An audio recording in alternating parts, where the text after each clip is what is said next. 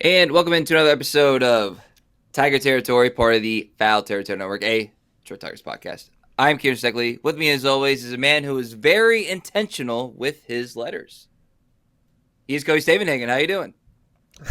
I'm doing all right, Kieran. I am ready for something to happen in the baseball world, or let's say the Tigers baseball world. Things have been pretty quiet. We'll talk about it. The one piece of news: Ryan Helsley did sign. He did sign this weekend when Kieran and I were at a football game. He just didn't sign with the Tigers, so I didn't really have to work.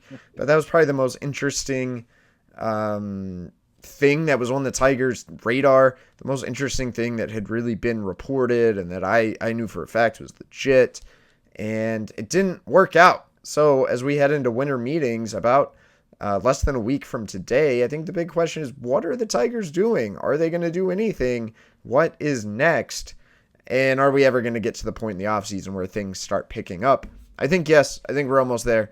But it's been very quiet on the Tigers side of things. Sometimes the baseball offseason can kind of drag out a little bit as guys wait to sign contracts, and we're going to be doing this for a couple people, I'm sure, that the Tigers are at least linked to or make sense for or whatever. We did it last year as well. Credit to Ryan, man, for just being like, hey, I found a situation I liked. I found a contract I liked. Hey, bing, bang, boom, let's go. In case you guys missed it, he is signing with Baltimore. It's 2 years, $28 million. I believe Jeff Passan said there is an opt out in there after year Player one. option. Player option, yes. So And yeah, most this notably, is he is signing as a reliever, not a right starter, as a reliever. which brings up a lot of questions. Did he prefer to be a reliever? We talked about how he had said the right things in his interview with The Athletic, but he did kind of mention having more comfortability coming out of the bullpen, pitching at the biggest moments of the game, quote unquote. So was that his preference? The money, 228. I see no reason the Tigers couldn't have done 232 as a starter. I feel like there was higher future earning potential if he were to successfully translate to a starter. So I'm a little surprised that he signed as a reliever when there were not just the Tigers wanted him. There were other teams interested in a starter. The money seems in the ballpark, but I'm a little worried that the Tigers didn't get this done.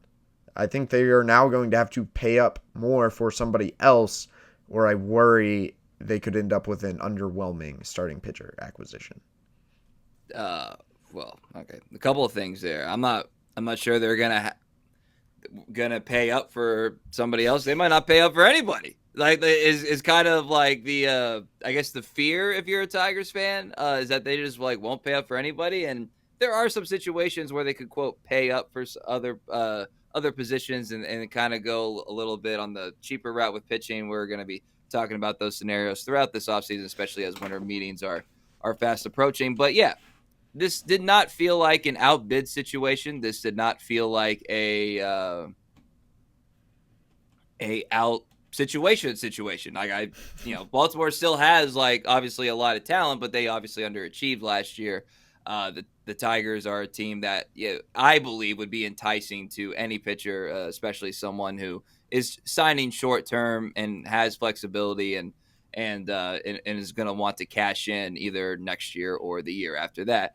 So like this feels like a lack of interest thing. It can't be a price point thing because this is like a pretty chalk price, right? I believe that's what I said initially when the terms were announced, and then the fact that he's going to be a reliever is obviously chalk because he's been a reliever his entire major league career. So there wasn't really anything extracurricular, which is what we thought the Tigers were kind of trying to sell a little bit. So I wonder if, in addition to other teams, as you mentioned, I wonder if this feels like a little bit of a like he just actually did not want to be a starter. Like you guys put out the report out there. He's like you said, he said all the right things. If the Tigers pursued him as a starter and the money was again in kind of chalk range, I kind of feel like it would, and he was prepared to sign.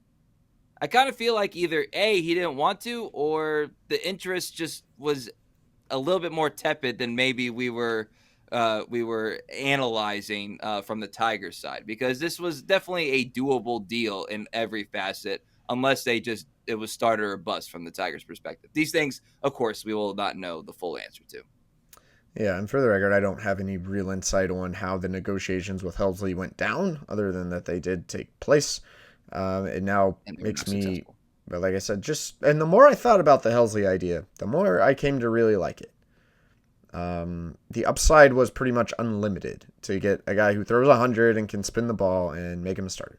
I mean, there's really high upside. And now to come anywhere close to matching that level of upside, you're either going to have to hand out a big deal, which the team may not be willing to do in the first place, or you're looking elsewhere to get creative or budget friendly, likely without the same level of upside. That's why I'm a little concerned as to where the Tigers are going to go next. Well, they're not going to Devin Williams, who's No.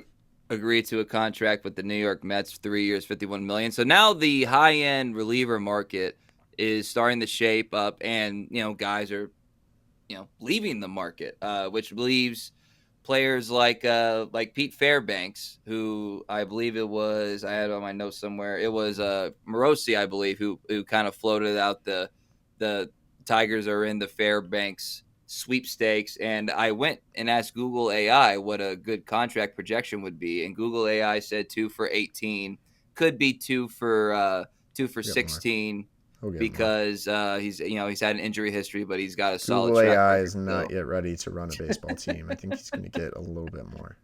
Well, so do you? But you say you think he's going to get a little bit more?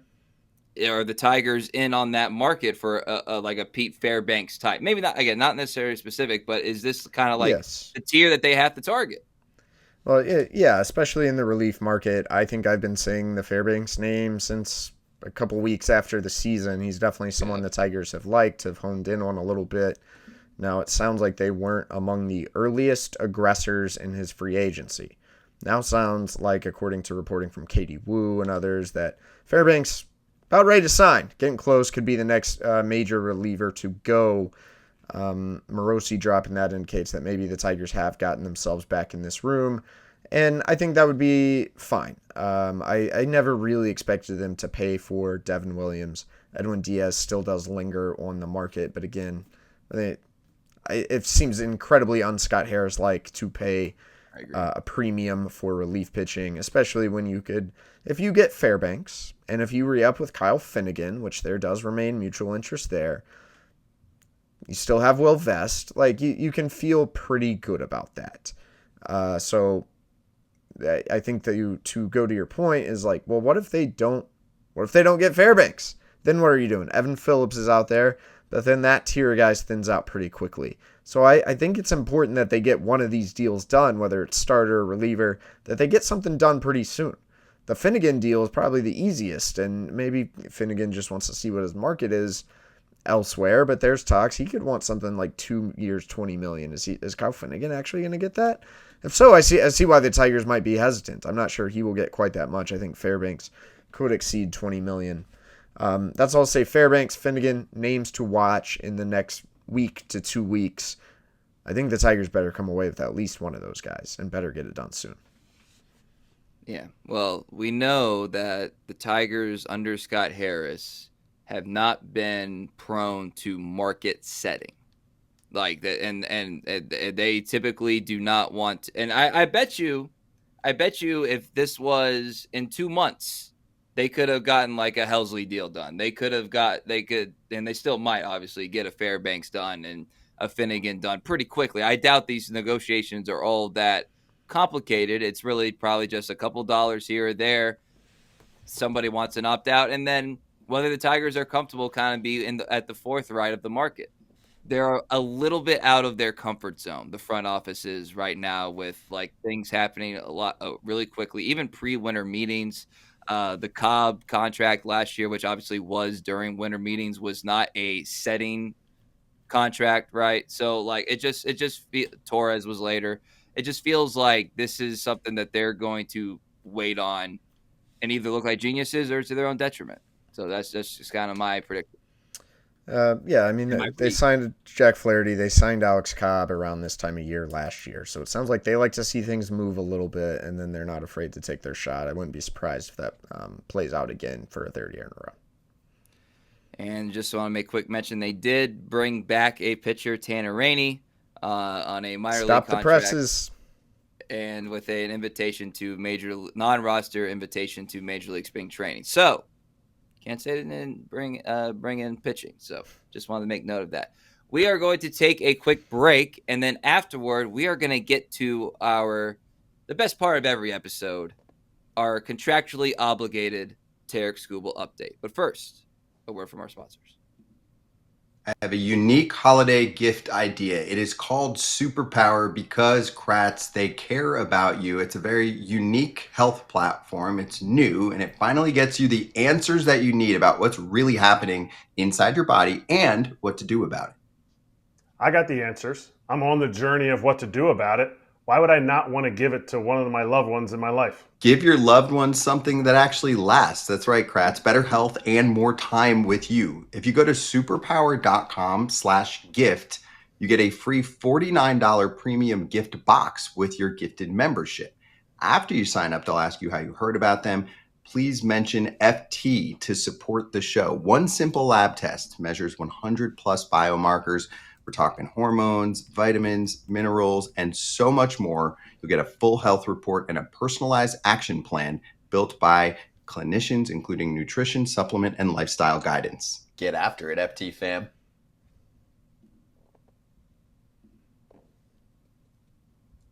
All right, coming back here, Tarik Skubal, according to Foul Territory colleague Bob Nightingale, the Tigers will trade Tarik Skubal if, quote, only if, completely blown away. And that, ladies and gentlemen, is your contractually obligated Tarik Skubal trade market update. And I don't know about you, Cody, but I just helped my dad take stuff down from the attic for Christmas or whatever, and he asked me that question, just like my wife asked me that question, including you while we were in Stillwater, Oklahoma. And I'm sure you get that question a lot.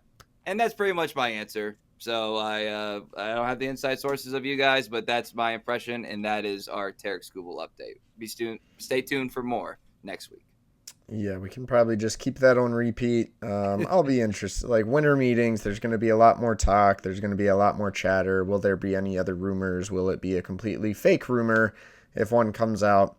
It's still early in this offseason. We just talked about the pitching market. We're about to talk about it a little bit more. There is a chance that teams may become more aggressive before this is all said and done. Right now, I feel like the idea of a Skubal trade seems less likely than it was even at the start of the offseason, just because the Tigers have shown no indication that they actually want to do that. Only that perhaps they are here to listen. If a team actually ponies up a huge offer by the end of the offseason, I'd kind of be surprised. But it's early. I think the Bob report is the proper way to look at it, and we're probably going to hear that line of thinking a few more times before we're all said and done here. All right, well, let's stick with starting pitching here for a second. We know that is it's a need, and that is something that hurt them in the second half of the season with the collapse, and then even into the playoffs with how they kind of had to manage everything. You look at the starting pitcher market, Cody. It's guys that are like, if you want one right now, guess what you're gonna have to do? What I was just talking about. You're gonna have to set the market, and we have a list of guys on here. If you're watching on YouTube, if you have not, please subscribe on YouTube so we can continue to grow there. And Wednesday, we did get the first ball of the drop. Dylan Cease signed with Toronto, 7 years, $210 million. That's an average of 26 per. And we're still there's familiar names on this list: the Scherzers, the Verlanders. We talked about Suarez a couple times, Michael King. Somebody that we haven't talked about, Cody, that makes a lot of sense in terms of topics that we've had in the history of doing this show, and that's Framber Valdez. not going to return to Houston, and I know a couple of Houston fans in my life that are of the good riddance variety. But it's a veteran, it's a lefty, for whatever that's worth. He's gonna come because of his age 32. He might be a hair cheaper than some of these other guys. There's the Houston connection. Why are we? And it's almost like a self-reflecting question. Like, why are we not talking about Framber? Like, what? Like, is there any specific reason? Because it doesn't seem like the Tigers like to hand out large multi-year deals. But that is the only reason we are talking about it. I think it's completely fair to bring this up more. You have a really good team. You have a playoff caliber team that could benefit from another frontline starter. Assuming you're going to keep Tarik Skubal, imagine a 1-2 punch of Tarik Skubal and Framber Valdez, or even Ranger Suarez. Those are two left-handed arms that could completely eviscerate some left-handed teams. You know, it's pretty left-handed. The Cleveland Guardians, your biggest rival in the division. I just don't know if I foresee the Tigers paying that sort of deal, especially to a pitcher. There's no real precedent for it in the Scott Harris era. Do they think it's worth it when you could go a little further down this list and get someone for 2 years and $30 million? Is it worth paying Framber 5 years, $140 million? Are there character concerns with Framber? I don't know. The thing with his catcher last year was concerning. I do think AJ Hinch has at least some familiarity there and does view himself as the type of manager who can help smooth out such issues. But you look at just going down this list. There's Framber. There's Suarez. Both really good pitchers. Both guys in their 30s who are going to command 9-figure deals. Then there's Michael King, who the Tigers, I believe, still hold some interest in. Remember, he was kind of Ryan Helsley before Ryan Helsley, former converted reliever, a guy the Tigers have had their eyes on since the start of this offseason. That's maybe the last remaining thing to make me feel real good. Now, Helsley, this is from Fangraphs roster resource, which is a great tool. He's being picked somewhere around the 4 years, $88 million range, which is not as much as it was, but it's still kind of a lot. So would they do that? There are going to be some other teams bidding on Michael King too. You go down the list, Tatsuya Imai, the best pitcher coming over from Japan. He could be somewhat interesting. He throws a splitter like the Tigers like, but I've talked to some scouts about Imai. The reviews are pretty mixed. Zach Gallen, can you untap something? Chris Bassett, Lucas Giolito, Merrill Kelly, go down the list. Tyler Mahle, Zach Littell. These are all those guys who are the type of pitcher who's on the market every year. That maybe wouldn't hurt. That maybe could help, especially Jack Flaherty was kind of one of these guys not long ago, and the Tigers unlocked something and got more out of him. But I'd say limited upside and some pretty big downside when maybe all those guys. Cody Ponce, a guy coming over from the KBO, he's going to get a lot of money. Some teams really like him. There's been no word of the Tigers being on him. And I'm most surprised by that, like a guy who's reformed himself, refined his delivery in the KBO, comes back over. It seems like something the Tigers could be on. Old friends Verlander and Scherzer. Or maybe we're not talking about that enough this time around. It seemed like the Tigers didn't have much interest in that this time a year ago. Maybe it was clubhouse stuff, whatever. You have a team that's coming off back-to-back playoff appearances. If you need to plug a hole in the rotation, maybe that wouldn't be the worst thing ever. But if you're not going to get Framber or Ranger Suarez, I'd like to see the Tigers get a Michael King deal done. Otherwise, you're just kind of rolling the dice on any of these other guys, in my opinion. Yeah, and the Tigers have done a good job. Good, I think that's fair. Good job of rolling the dice on these pitchers. And again, that doesn't imply that they're... Is that true? Yeah, well, rolling the dice, good job, and rolling the dice does not mean that you're, rolling sevens every time. So is that true? I don't play that game. Is that where you want sevens, right? So yeah. If it was blackjack, I would have had a perfect analogy, but I'm not much of a craps player. But anyway, Alex Cobb was kind of like hitting on 17, I think. Oh yeah, you can't do that. You can't do that. But at the same time, like what I'm looking for, and I'm sure what Tigers fans are looking for, and just baseball analysts would like to see is, okay, well, they don't do this, they don't do that. well, that made sense when you were 10 years without a playoff appearance. And that made sense when you were like, okay, we just got this far. Let's kind of see what's we don't want to overextend ourselves after one playoff berth. Okay, well, now you're 2 back-to-back game 5s of the ALDS. If there was ever a time to kind of be like, all right, we can keep our core like principles while still kind of leaning in a little bit this way, now would be the time. And then you throw in the Skubal element there, like it makes all the sense in the world to me. All right, let's pivot from pitching a little bit here, Cody, and go to another one of those, reports out there. And, again, shout out colleague Nightingale for putting this out there. He's talking about the Diamondbacks wanting to trade Ketel Marte. And he said that the Tigers are among the teams, quote, on the radar for acquiring Marte's services. So if you don't stay up for West Coast baseball and you're a little bit unfamiliar with the situation with Marte, he's an infielder with utility past, but it's unclear exactly what that is for the future. He's 32 years old. He is signed through 2030 at a very reasonable contract, 5 years, $91 million left, and he does have a player option for 11.5 in 2031, which if he's any good, he's probably going to decline that. But that is, again, years down the line. He is 13th among position players, Cody, in WAR over the past 3 years with 15.3. And if you look at his Baseball Savant page, when it comes to hitting, it's a lot of red. It's a lot of red in there.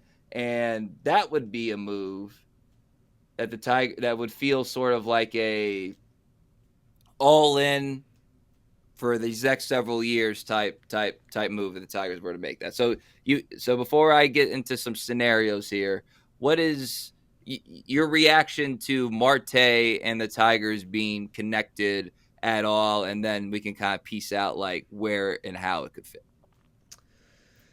I mean, our guy Bob said the Tigers didn't want Suarez to leave Detroit before the trade deadline, and Suarez walked out of those doors and got on the bus. So he did come back, though, in the postseason, for the record. Just saying.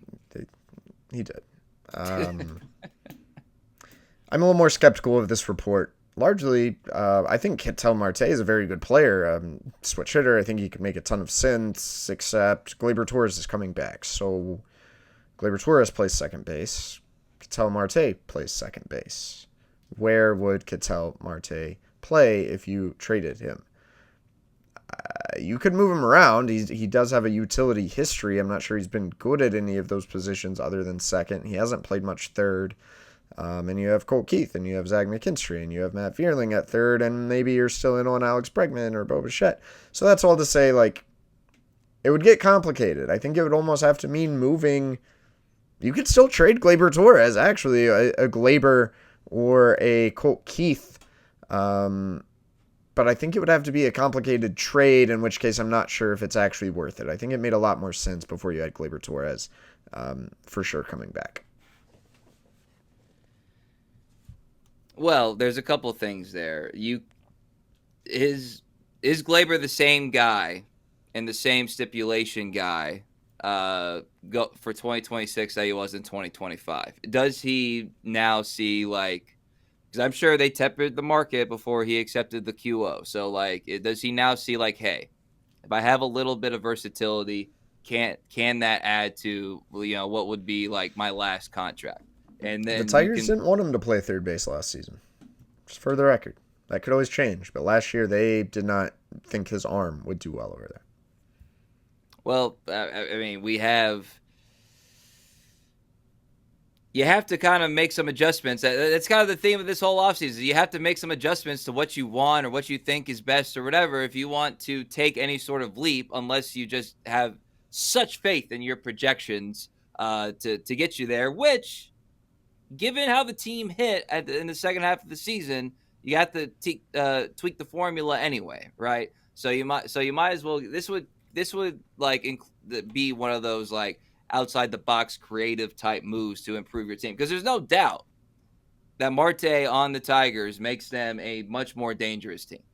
All right, and then if you can configure an infield of a Marte and a Torres and a Torque, and then Baez, McGonigal, McKinstry in there sometimes, and like Keith, like it does not feel like an insurmountable thing to make work, I guess would be would be my position on that. And again, it's a very workable contract.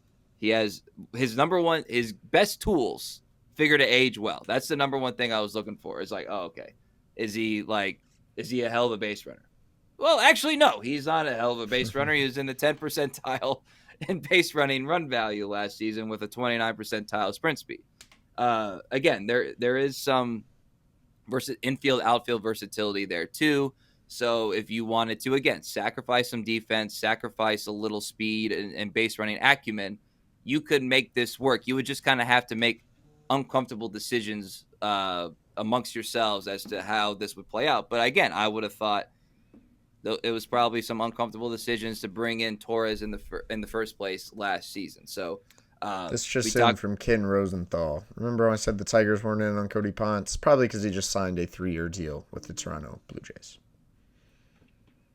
Oh, so does that take him off the market or no? Toronto making moves, man. The Blue Jays are good at taking people off the market.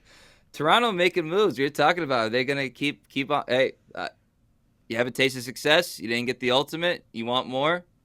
More power to them. That's what the sport's all about, right? So yeah, pretty cool little live reaction there, Cody. But I will say this, Marte kind of been the same defensive player if you go by defensive WAR, which I know you hate, but kind of been basically the same defensive player his entire career. So it's not like there's some sort of decline as he's gotten older. And he was in the 74th percentile in range last season. So like there is still ability in there. But again, the bat would be the main thing that you're getting. He does strike out at a high clip. He walks at a good clip, both in the 84, 85 percentile. Doesn't chase. He squares up well. He has got good bat speed. All these things that seem to be appealing, he does.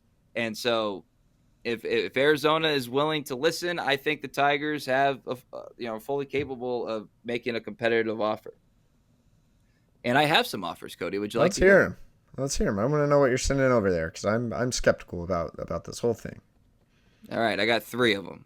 Number 1, they want pitching, right? So you gotta give value to get value. Troy Melton, Sawyer Gibson-Long, and Max Anderson.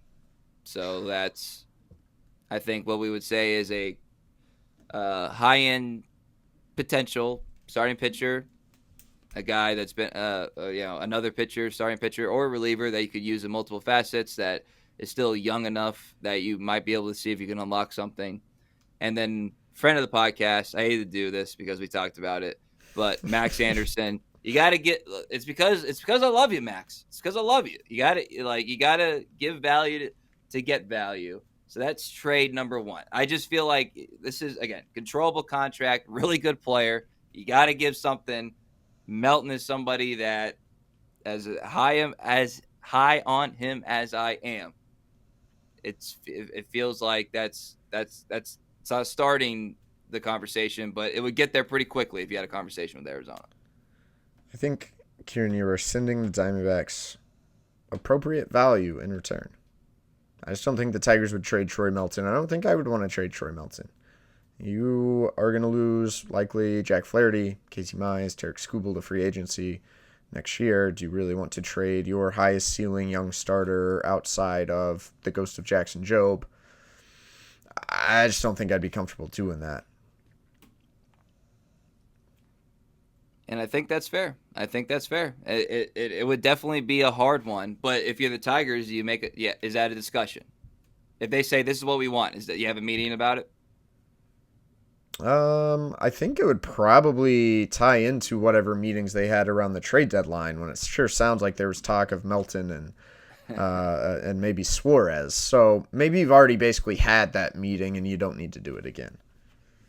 All right. Well, there you go. Well, then the negotiations, if they do happen, shouldn't start from 0 then. Next one. Trade number 2 for the services of Ketel Marte. Keter Montero, Malachi Witherspoon, and Tyler Lorenzo. So that's, again, a current starting pitcher, a high draft pick starting pitcher, who actually the Diamondbacks drafted out of high school before he went to Oklahoma, and Tyron Lorenzo, a still high upside prospect whose shine has worn off probably a little bit. So that's trade number 2.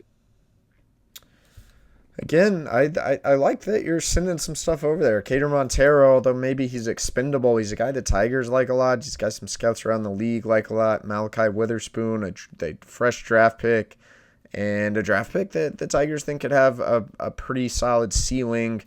And Tyler Lorenzo, who maybe has a limited list ceiling, but he did hit 206 last year in Double-A. So, if you wanted to say, hey, we're going to move on from Lorenzo, send him some pitching,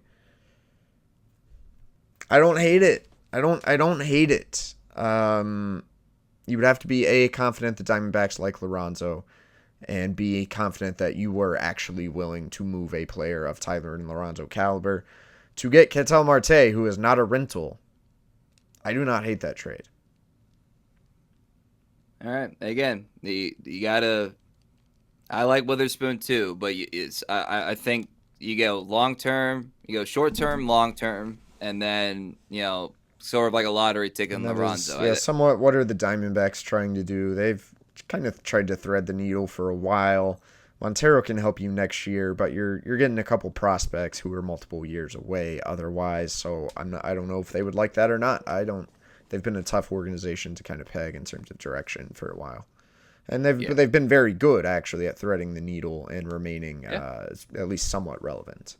And again, like the way I approach these trades, I guess a nice little PSA here is that like this is kind of what I would consider the core, and then if there's like another piece from Toledo that they want, and then they also send over some guy in high A ball, Double-A, whatever. Just like this is like what I consider like the core of the trade, and then everything else I feel like could be trickled out if there's interest.